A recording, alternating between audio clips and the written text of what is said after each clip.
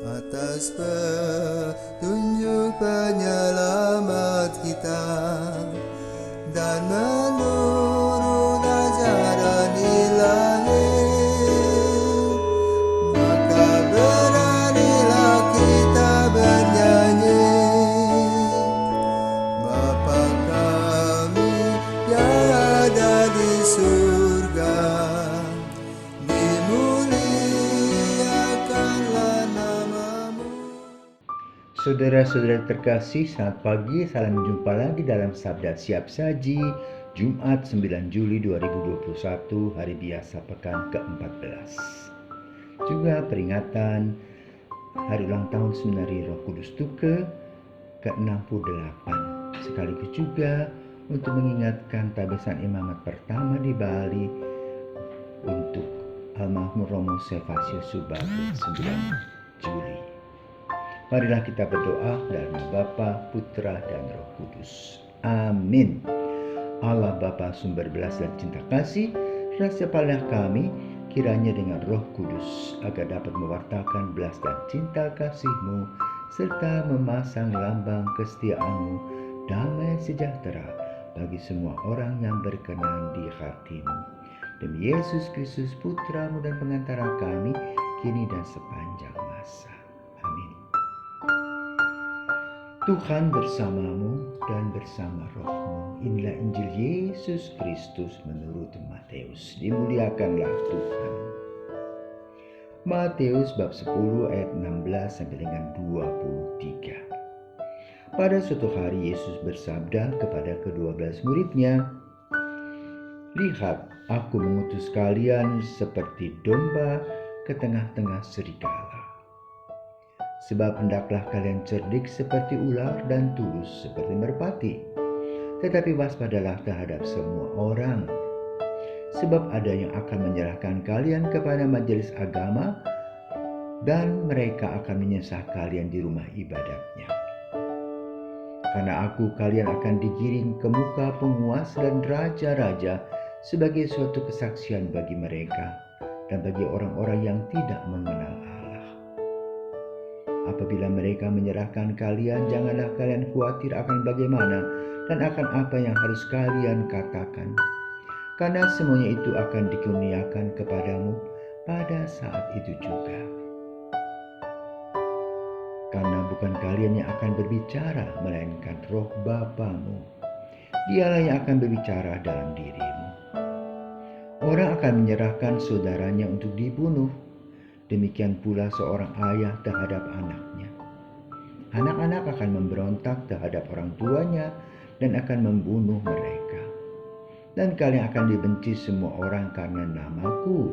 Tetapi barang siapa bertahan sampai kesudahannya akan selamat. Apabila mereka menganiaya kalian di suatu kota, larilah ke kota yang lain. Aku berkata kepadamu, sungguh, sebelum kalian selesai mengunjungi kota-kota Israel, Anak Manusia sudah datang. Demikianlah Injil Tuhan. Terpujilah Kristus. Saudaraku terkasih, sudah pernah melihat dan menonton film Quo Vadis yang menggambarkan tentang Petrus yang dilarikan oleh murid-muridnya ketika kota Roma dibakar oleh Nero, dan orang-orang Kristiani yang menjadi kambing hitam. Di sana digambarkan bagaimana para murid yang mengasihi Petrus menggiring dan menyembunyikan Petrus. Lalu apa yang terjadi dengan pengalaman Petrus? Di penghujung desa Vatikan waktu itu, dia melihat Yesus. Dan dia bertanya, "Quo vadis?" Apa jawab Yesus? "Aku akan disalibkan untuk kedua kalinya." Maka Petrus ingat akan kata-kata yang disampaikan oleh Yesus dalam Injil Matius bab 10 ayat 16 sampai dengan 23, dan ia mengatakan, "Udah, lepaskan. Ini risiko perutusan, risiko panggilanku. Biarlah aku nanti disalibkan."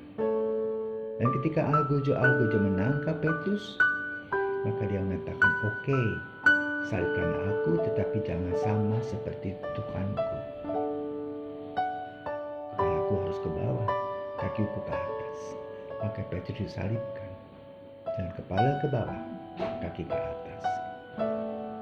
Dan sebelum kejadian Petrus, sudah dari dahulu Paulus dipenggal kepalanya di luar kota Roma.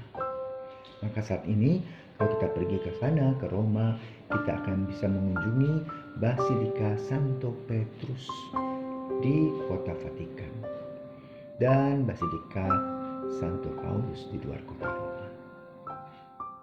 Saudara, Yesus berkata, "Aku mengutus kamu seperti domba ke tengah-tengah serigala." Domba menggambarkan ketulusan, kepolosan, kejujuran.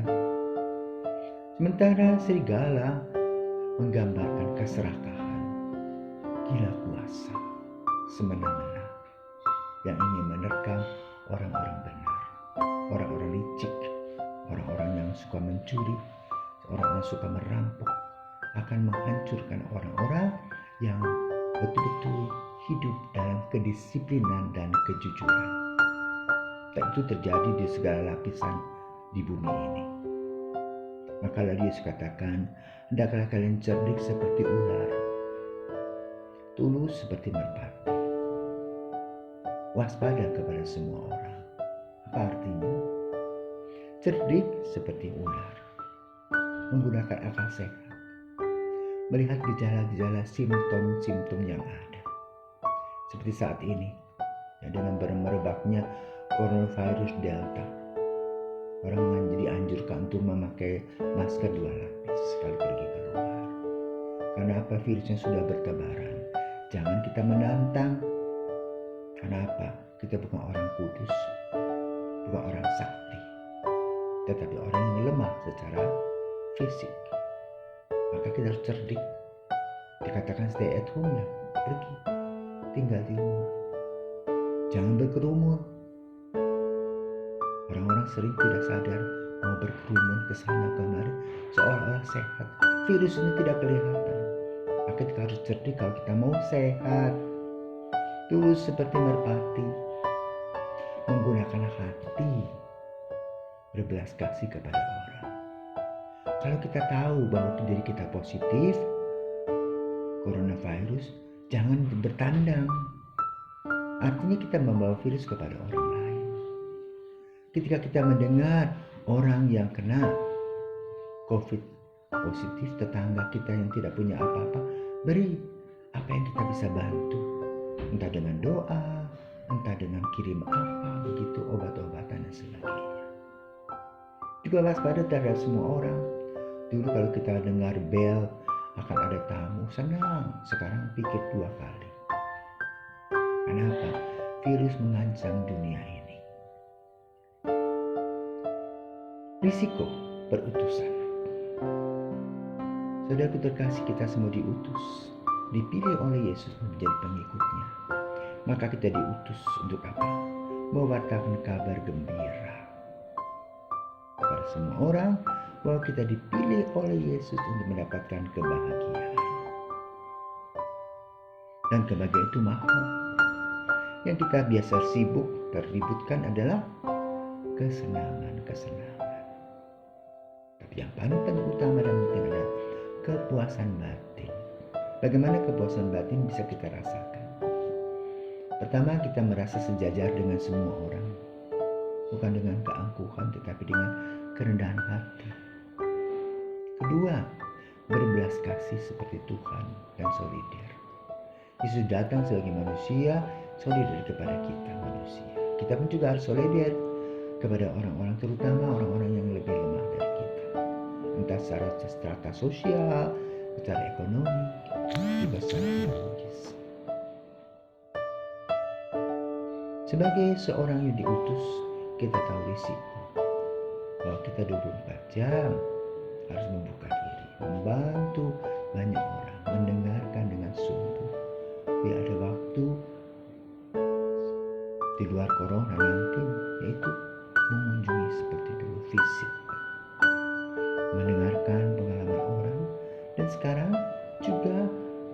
kita tidak bisa ke gereja dengan PPKM yang saat ini terjadi sampai tanggal 20 Juli mendatang, harap kita sadar gereja ditutup. Jangan pikir, waduh, gak ada kolektor. Pikir kesehatan warga, pikir kesehatan umat. Dan bagaimana dengan umat? Orang tua bertanggung jawab atas iman anak-anaknya. Ayo rame-rame misa online, live streaming.